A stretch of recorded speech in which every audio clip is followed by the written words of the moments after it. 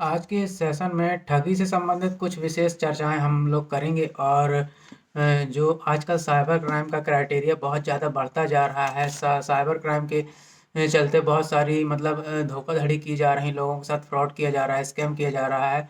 तो उस विषय को हम समझेंगे थोड़ा सा कि कैसे हम उससे बच सकते हैं और क्या क्या हम सावधानी बरत सकते हैं और कौन कौन से नए मार्केट में फ्रॉड अभी चल रहे हैं। तो अभी रिसेंटली जो अभी मैंने केस स्टडी की है एक दो दिन में, तो मुझे एक फ्रॉड समझ में आया है कि अभी जो ये फ्रॉड है उसमें बगैर ओटीपी वगैरह कुछ नहीं आता है। ओटीपी वगैरह कुछ नहीं आएगा और आपके साथ फ्रॉड हो जाएगा, आपके अकाउंट से पैसे निकल जाएंगे। वो दरअसल कुछ इस तरह से हम केस के बारे में बात करते हैं जिसको हमने स्टडी किया हुआ है। तो हम यहाँ पर किसी भी व्यक्ति का नाम वगैरह नहीं लेंगे प्राइवेसी के कारण, और हम ऑब्जेक्ट रख करके हम चीज़ों को समझेंगे, ठीक है। होता क्या है, एक मतलब ज्वेलरी शॉप मतलब जहाँ पर हमको सोना चांदी वगैरह मिलता है, ठीक है। ज्वेलरी शॉप का एक मालिक था। वो किसी काम से बाहर जाता है, मतलब समझ लीजिए कि तीर्थ यात्रा पे बाहर जाता है। तीर्थ यात्रा पे जब बाहर जाता है तो उसको कई दिनों से उसको टारगेट करके रखा जाता है, मतलब उसकी सारी जानकारी पहले से निकाल करके रख ली जाती है, ठीक है। जब वो बाहर ट्रेन पे जा रहा होता है, ट्रेन पे होता है या बाहर होता है, अपनी शॉप से बाहर होता है, उस समय उसकी शॉप पे उसका बेटा संभाल रहा होता है दुकान, तो उसके पास कॉल जाता है जो बाहर है। बच्चे का पिता बाहर है, जो बाहर जा रहा है, जो ज्वेलरी शॉप का ऑनर है, ठीक है, और बच्चा दुकान संभाल रहा है, ठीक है। तो बच्चे के पिताजी के पास, जो कि अभी ट्रेन में है या बाहर निकले हुए हैं घर से, वो क्या है कि उनके पास कॉल आता है कि मुझे आपके यहाँ से सोने की चेन लेनी है, ठीक है। सोने की चेन, सारी बात फ़ोन में हो रही है, और वो सोने की चेन लेने की जिसकी कीमत लगभग लगभग दो तीन लाख रुपए बताई जाती है कि ये चेन लगभग 2 लाख रुपए की है, ठीक है। वो लेने को तैयार हो जाता है, सब व्हाट्सअप के थ्रू देख लेता है, सुन लेता है, सारी चीज़ें मतलब ग्राम वगैरह सब उसका तय हो जाता है, मोल भाव सब हो जाता है। उसके बाद वो डील फाइनल हो जाती है। अब वो क्या करता है कि वो सामने वाले को यूपीआई पे पेमेंट करता है, ठीक। यूपीआई के थ्रू पेमेंट करता है। तो उसके बैंक अकाउंट में यूपीआई के थ्रू या बैंक ऑनलाइन के थ्रू उसको पेमेंट कर देता है।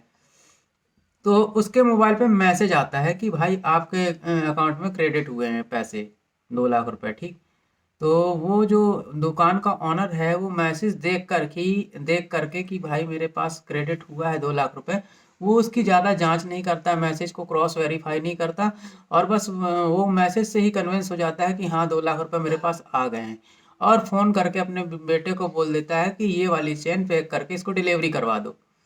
जो कि हैकर्स के हिसाब से, स्कैमर के हिसाब से जो चीज़ें हैं उसके हिसाब से स्कैमर ने बोला कि मैंने आपको पेमेंट कर दिया है, आप देख लीजिए, चेक कर लीजिए, मोबाइल पे आपको मिल गया होगा। सारे नोटिफिकेशंस वगैरह चेक कर लीजिए और मेरे को फला फला एड्रेस पे मतलब उसको डिलीवर करा दीजिए सोने की चेन को। तो इस तरह से ये फ्रॉड हो रहा है कि वो जो मैसेज आया है, ठीक है, शॉप ओनर के पास जो मैसेज आया है वो एक्चुअल में खुद से बनाया गया मैसेज है, और वो देखने में ऐसा दिखता है जैसे बैंक ने भेजा हो, ठीक है।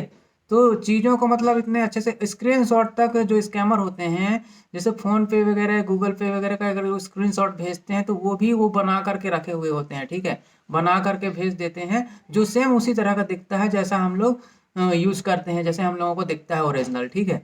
ओरिजिनल की तरह ही पूरा रहता है। तो इसलिए वहाँ पर आदमी धोखा खा जाता है। तो ये फ्रॉड अभी ज़्यादातर हो रहा है। बाद में इसमें कई बार इन्होंने ट्रांजैक्शन किया है, कई बार मतलब इनसे इस तरीके से ऑनलाइन डिलीवरी कराई गई है, कई बार इनसे ये फ्रॉड हुआ है।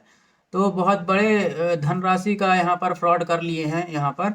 और ये जब इसकी कंप्लेन की गई साइबर क्राइम में, तो साइबर क्राइम वालों ने जब जांच की तो वहाँ जो पूरा सोने चांदी का जो मार्केट होता है वहाँ पर जब जांच हुई तो ऐसा बहुत सारे शॉप्स ओनर्स के साथ हुआ है, इस तरह की घटना हुई है। और ओवरऑल बहुत सारा मतलब यहाँ पर पैसा लूटा जा रहा है, स्कैम जो है बहुत ज़्यादा हो रहा है, ठीक है, बहुत ज़्यादा मतलब पैसे लूटे जा रहे हैं इस तरीके से। तो इन सब चीज़ों को बताने का मतलब ये है कि आप यहाँ पर सावधानी रखें कि जो भी आप ट्रांजैक्शंस करते हैं लोगों की बातों में आके, तो उसका क्रॉस वेरीफाई जरूर करें। यदि आपके मोबाइल पे कोई क्रेडिट होने का मैसेज आया हुआ कि आपके अकाउंट में इतना पैसा क्रेडिट हुआ है, तो आप सिर्फ मैसेज पे ट्रस्ट मत करें। आप लॉगिन करके, आजकल हर मतलब बैंक के ऐप्स हैं, ठीक है, सारी सुविधाएं हैं, तो आप पहले अपने बैंक स्टेटमेंट्स को चेक कर लें प्रॉपर तरीके से, उसके बाद ही आगे आप सेटिस्फेक्शन होकर पूरी तरह से फिर आपको डील को डन करना है, ठीक है। तो इस तरीके से आपको करना है। ये कई बार इन्होंने क्या किया, पैसा उनके मोबाइल पे मैसेज आया, वो बनावटी मैसेज था जो खुद से भेजा गया था, बैंक की तरफ से वो मैसेज नहीं था। जब उन्होंने बैंक में 1-2 दिन बाद जब कंफर्म किया तो बैंक वालों ने बताया कि भाई कोई पेमेंट रिसीव ही नहीं हुई है, ठीक है। तो इस तरह से ये होता है ठगी। इसके अलावा और भी कई तरीके हैं जिसमें बिगर ओटीपी से ठगी हो जाता है। कई बार क्या होता है कि कोई आप सामान ऑर्डर करते हैं या कोई आपका डिलीवरी होने वाला होता है, ठीक है। जैसे मान लीजिए कि कोई बैंक से संबंधित कोई प्रपत्र हो गया या कोई पॉलिसी हो गई जो डिलीवर होनी है आपको, तो डिलीवर होते समय पोस्टमैन बन के फ़ोन करते हैं हैकर्स आपको, स्कैमर्स आपको पोस्टमैन बन के फ़ोन करेंगे कि आपको डिलीवरी देनी है, उसके लिए आप ये ऐप डाउनलोड कर लीजिए, वो ऐप डाउनलोड कर लीजिए। या सोशल मीडिया में आप देख रहे होंगे तरह तरह के लिंक्स आते हैं कि ये ऐप डाउनलोड कर लीजिए, इसमें इतना मिल जाएगा, ये वाला ऐप डाउनलोड कर लीजिए, इसमें आपको रिचार्ज मिल जाएगा, इंटरनेट मिल जाएगा, डेटा मिल जाएगा। तो इन सब लिंकों से आपको सावधान रहना है। एक्चुअल में होता क्या है कि इन लिंकों के माध्यम से आपको कुछ ना कुछ ऐप्स डाउनलोड कराने की लिए मतलब आपको मजबूर किया जाता है कि आप कोई एक ऐप डाउनलोड कर लें। और वो ऐप जो होता है स्कैमर्स द्वारा बनाए गए ऐप्स होते हैं, जिसमें क्या होता है कि जैसे ही आप ऐप्स इंस्टॉल करेंगे आपके मोबाइल का पूरा कंट्रोल हैकर्स के बाद स्कैमर्स के पास पहुंच जाएगा, ठीक है। उसके बाद आपको पता भी नहीं चलेगा और सामने वाला आपके मोबाइल को चला रहा होगा, आपको पता नहीं चलेगा। आपके फ्रंट कैमरे से वो आपको देख सकता है, माइक से आपको सुन सकता है और आपकी स्क्रीन पर चल रही सारी चीज़ों का वो रिकॉर्ड देख सकता है, सारी चीज़ें देख सकता है, ठीक है। तो इस तरह से हैक करके आपके मोबाइल से आपके बैंक अकाउंट से पैसे उड़ा दिए जाते हैं, ठीक है। तो इन सब चीज़ों से ध्यान रखना है। आपको बाहरी किसी सोर्स से कोई भी एप्लीकेशन डाउनलोड नहीं करना है। जिसकी पूरी जानकारी हो वो ऐप डाउनलोड करिए, किसी भी अनजान लिंक पर क्लिक करने से बचना है। तो इन सब चीज़ों का थोड़ा सा विशेष ध्यान रखिए, ठीक है। ओटीपी आप कभी भी किसी से शेयर नहीं करें, कभी भी बैंक आपसे ओटीपी नहीं पूछता, कोई भी संस्था आपसे ओटीपी नहीं पूछती, तो किसी से आपको ओटीपी शेयर नहीं करें, समझदारी से चलना है, ठीक है। कोरियर सर्विस वगैरह यदि आप यूज करते हैं, डिलीवरी आपको बार बार लेनी पड़ती है, कोई भी चीज़ ऑर्डर करते हैं, तो उसमें भी लोग कई बार फ़ायदा उठाते हैं, ठीक है। अभी तो नया नया ये होने लगा है कि पैकेजिंग ही मतलब चेंज कर देते हैं, खोलो कुछ निकलता कुछ, तो उसका हर चीज़ का तोड़ निकल चुका है, मार्केट में है। और आप थोड़ा समझदारी से चलिए। आपके पास कोई डिलीवरी लेके आता है, आप उसके सामने उस चीज़ को खोलिए, और ताकि अगर कोई भी चीज़ गड़बड़ निकलती है तो आप उसको तुरंत रिटर्न कर सके बगैर पेमेंट दिए। ये नहीं करना है कि पहले आपने पेमेंट कर दिया उसके बाद में खोल रहे हैं, थोड़ी देर बाद खोल रहे हैं, या आधे घंटे बाद खोल रहे हैं, 1 घंटे बाद नहीं।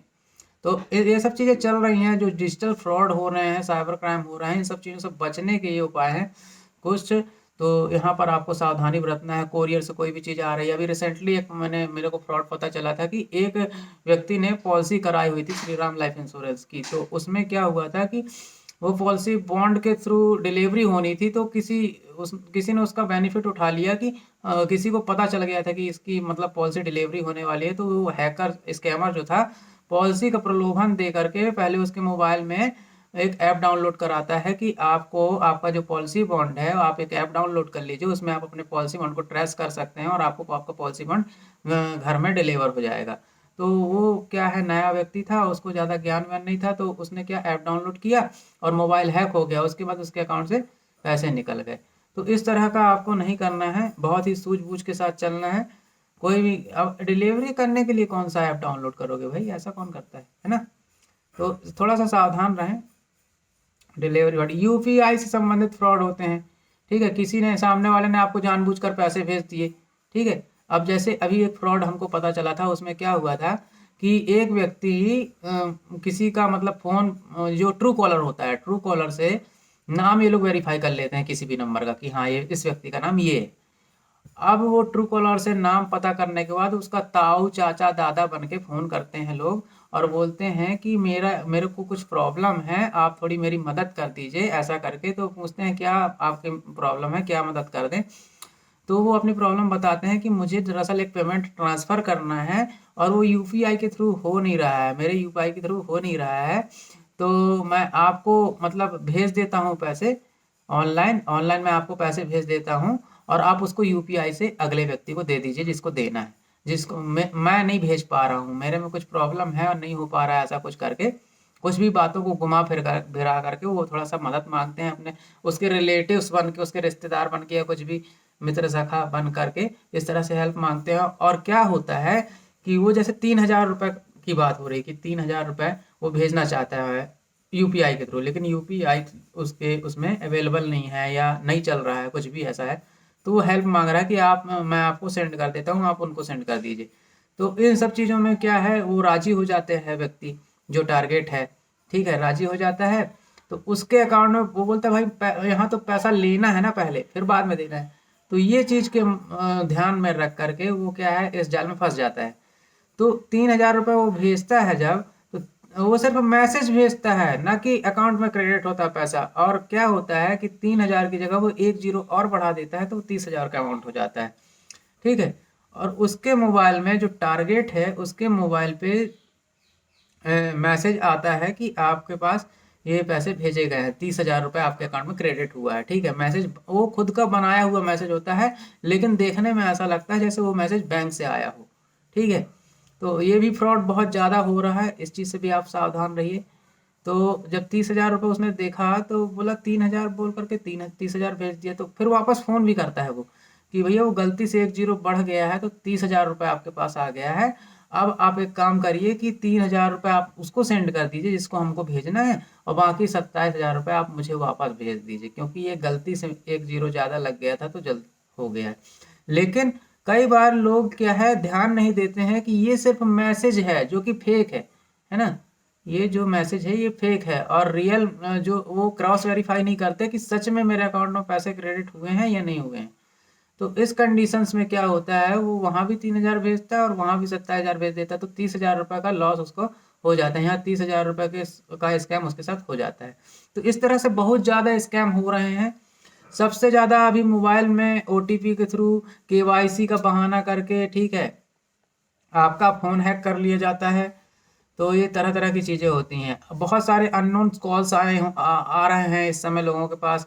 अननोन नंबर से कॉल्स आते हैं जिसको लोग पिकअप करते हैं। तो यहाँ पर देखिए, जो कॉल आते हैं ना अननोन नंबर से, उनसे बचने का सबसे अच्छा तरीका ये है कि जो भी अननोन नंबर से कॉल आए उसको आप पिकअप मत कीजिए, उठाइए मत कॉल को, ठीक है।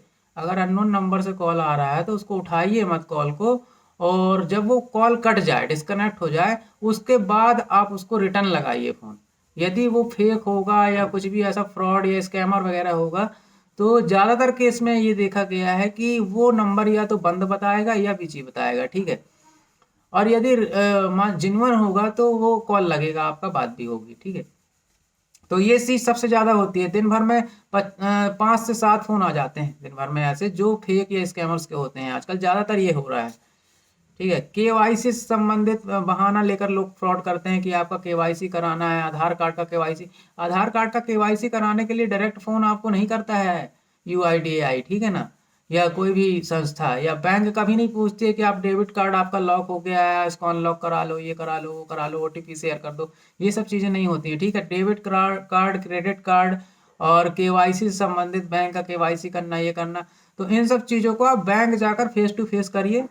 और किसी भी मतलब जाल में मत फंसिए कि कोई कॉल आता है केवाईसी के नाम पर, आपको ओटीपी शेयर करने के लिए कहा जाता है, ठीक है, या मोबाइल में कोई ऐप डाउनलोड करने के लिए कहा जाता है। तो इन सब चीज़ों से सावधान रहिए। इन सब चीज़ों से बहुत ज़्यादा फ्रॉड बढ़ रहा है। आधार अपडेट करवाने के नाम पर भी फ्रॉड हो रहे हैं। तो इन सब चीज़ों से बचना है, ठीक है। कोई भी चीज़ को क्रॉस वेरीफाई करिए, एवरीथिंग क्रॉस वेरीफाई, ठीक है। आपको हर एक चीज़ को क्रॉस वेरीफाई करना है। यदि आप किसी चीज़ पे बिलीव करने जा रहे हैं, यदि कोई मैसेज आया है, टेक्स्ट मैसेज आया है, आपको लग रहा है कि ये बैंक से आया है, तो उसको क्रॉस वेरीफाई करिए। अपने बैंक अकाउंट का स्टेटमेंट चेक करिए कि सच में मेरे अकाउंट में क्रेडिट हुए हैं पैसे कि नहीं, और अपने अकाउंट का बैलेंस चेक करिए। उसके बाद ही इस पर ट्रस्ट करिए। बी केयरफुल अननोन लिंक्स, ठीक है। क्या है, आप जो भी आप सोशल मीडिया यूज़ कर रहे हैं, आज की डेट में हर कोई सोशल मीडिया कहीं ना कहीं यूज कर रहा है। व्हाट्सअप, फेसबुक, इंस्टाग्राम वगैरह वगैरह, लिंक्डइन वगैरह, और भी बहुत सारे प्लेटफॉर्म हैं जो कि सोशल मीडिया के हैं, और हर एक व्यक्ति इन प्लेटफॉर्म्स को यूज कर रहा है। तो यहाँ पर बहुत ज़्यादा सावधानी बरतने की जरूरत है। पहली चीज़ तो आप कोई भी पर्सनल इन्फॉर्मेशन आप इन सोशल मीडिया प्लेटफॉर्म्स पर अपनी मत दीजिए, जैसे आपका date of birth, email ID, Aadhaar number, और भी बहुत सारी चीज़ें होती हैं। तो कोई भी पर्सनल डिटेल आप इसमें मतलब मत शेयर करिए, ठीक है। थोड़ा सा इस पे आप प्राइवेसी बना करके रखिए।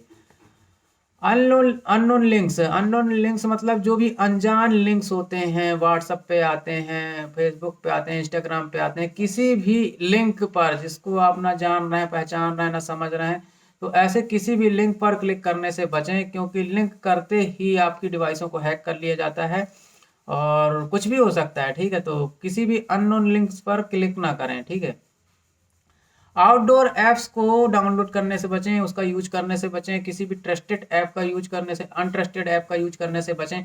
ठीक है, प्ले स्टोर के अलावा अन्य किसी बाहर के ऐप का यूज ना करें अपने फ़ोन पर।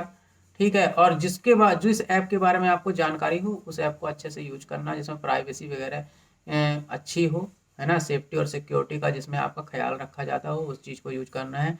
और ऐप्स से भी आपको सावधान रहता है, ऐप्स और एप्लीकेशन से जो भी आप मोबाइल सिस्टम, स्मार्टफोन्स या कंप्यूटर्स में यूज करते हैं, उसमें आपको थोड़ा सा ध्यान देना है कि कहीं वो मतलब स्कैमर्स के द्वारा तो नहीं बनाया गया है, स्कैमर्स ने की चाल तो नहीं है उसमें कुछ। तो थोड़ा सा सावधानी बरतना है, सावधानी ही बचाव है। Safety planning for your financial activity, आपकी जो भी फाइनेंशियल एक्टिविटीज़ हैं, जैसे आपका जो इन्वेस्टमेंट हो सकता है, कई लोग शेयर मार्केट में कब यूज करते हैं, ग्रो ऐप यूज़ करते हैं, आप स्टॉक यूज़ करते हैं। इसके अलावा इन्वेस्टमेंट से संबंधित बहुत सारी चीज़ें होती हैं। तो जो भी आपका फाइनेंशियल एक्टिविटीज़ है, आपका इन्वेस्टमेंट, आपका इंश्योरेंस पॉलिसी, आपका म्यूचुअल फंड, आपका एसआईपी, ठीक है, आपकी एफडीज, जो भी ऑनलाइन चीज़ें हैं या नई भी हैं, जो भी आपका फाइनेंशियल एक्टिविटीज़ है, उस पे आपको सेफ्टी प्लानिंग करनी है। सेफ्टी मतलब उसकी सुरक्षा क्या है, आप ऑनलाइन कर रहे हैं, आप उसकी प्राइवेसी क्या है, प्राइवेसी कितनी ज़्यादा स्ट्रॉन्ग है, और उसकी एक्टिविटीज़ क्या हैं, कैसे वो आप मैनेज करते हो, ऑनलाइन मैनेज करते हो, ऑफलाइन मैनेज करते हो, और उसकी चीज़ें किसको मालूम है, पासवर्ड, लॉगिन आईडी, पासवर्ड वगैरह होता है जो। तो ज़्यादा लोगों से आप ये सब चीज़ों को सीक्रेट ही रखें, और किसी भी सोशल मीडिया प्लेटफॉर्म पर शेयर करने से बचें, और थोड़ा सा सिक्योरिटी पे ध्यान देना है। कुल मिलाकर के कहने का मतलब ये है कि जो भी फाइनेंशियल एक्टिविटीज़ हैं आपकी, ठीक है, चाहे वो बैंक से रिलेटेड हो, चाहे इंश्योरेंस कंपनी से रिलेटेड हो, या फाइनेंशियल तौर पर किसी भी चीज़ से रिलेटेड हो, उन सब चीज़ों का एक बार आपको महीने, 2 महीने में, 3 महीने में एक आध बार आपको पासवर्ड चेंज कर लेना चाहिए, और उनकी जो भी सेफ्टी हो सकती है वो अपनी तरफ से उसको, उसकी प्लानिंग अच्छे से करना चाहिए, चेक करते रहना चाहिए बीच बीच में। ठीक है, इसके अलावा कभी भी एकदम से हड़बड़ाइए मत किसी भी मैसेज को देख करके कि your account has been credited by फला ढिका रुपीज़, है ना। तो इस तरीके से मैसेज यदि आता है तो उसका क्रॉस वेरीफाई जरूर करिए, उसका अकाउंट लॉगिन करके, या हो सके तो बैंक जाके, जो भी है, पेमेंट को कंफर्म करिए। तभी किसी को आप कोई भी बड़ी डील कर रहे हैं, कुछ भी कर रहे हैं, तो सडनली आप उस पर जा करके विश्वास मत करिए। कि कई लोग बहुत ज़्यादा खुश हो जाते हैं कि मोबाइल पे मैसेज आ गया, 2 लाख रुपए क्रेडिट हो गए, बहुत ज़्यादा खुश हो गए, मैसेज देख करके ही, क्रॉस चेक नहीं किया कि अकाउंट में आया नहीं, आया नहीं, मैसेज देख कर खुश हो गए, और उसके बाद हमने वो यूपीआई उठाया और सामने वाले को पेमेंट कर दिया, हो गया। अब सामने वाले ने 3,000 रुपये की जगह एक जीरो ज़्यादा लगा के 30,000 भेज दिया, और 30,000 रुपये में हमने 3,000 काट के उसको 27,000 रुपये वापस कर दिया, और बाद में जब अकाउंट में जा कर के चेक करें, बैंक में जाकर चेक करें, तो उन्होंने बताया नहीं, कोई पेमेंट रिसीव ही नहीं हुई, सिर्फ मैसेज आया है आपके पास बस, और वो भी जो मैसेज आया है वो भी बैंक का नहीं है, वो भी तो खुद से बनाया गया मैसेज है। यहाँ तक कि जो भी अपन यूपीआई यूज़ करते हैं, फ़ोन पे, गूगल पे, या जो भी चीज़ें यूज करते हैं यूपीआई के लिए, जो भी ऐप्स यूज़ करते हैं, तो उसमें जो स्क्रीनशॉट होते हैं ना, वो हैकर्स और स्कैमर्स क्या है, वो खुद से बना लेते हैं।